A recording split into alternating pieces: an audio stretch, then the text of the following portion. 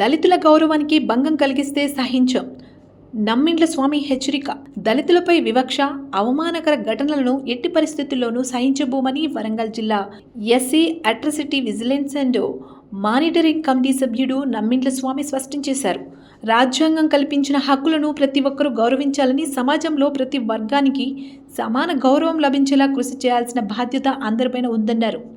దళితులపై అవమానకర వ్యాఖ్యలు, విషపూరిత చర్యలు లేదా దాడులు జరిగితే సంబంధిత చట్టాల ప్రకారం కఠిన చర్యలు తీసుకునేలా అధికారులతో కలిసి పనిచేస్తామని తెలిపారు.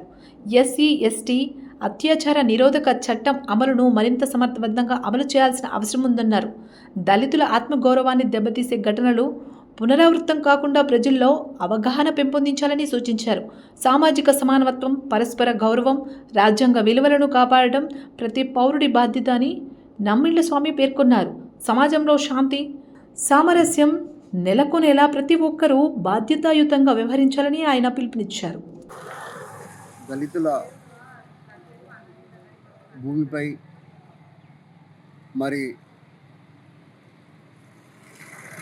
ఎస్సీ, ఎస్టీ, బీసీ, మైనార్టీ అగ్రవర్ణ నాయకులు మరి దళితుల భూములపై వస్తే మరి ఊరుకునేదే లేదని మరి ఈరోజు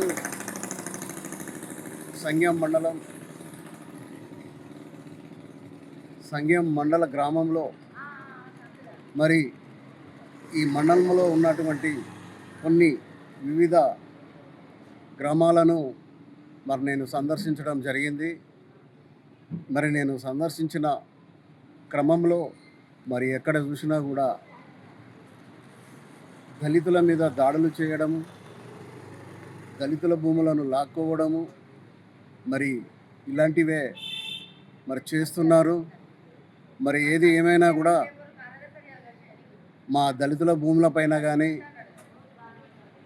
మా దళిత వర్గాల మీద పైన కానీ దాడులు చేస్తే మరి సహించబోమని మరి నేను హెచ్చరిస్తున్నాను.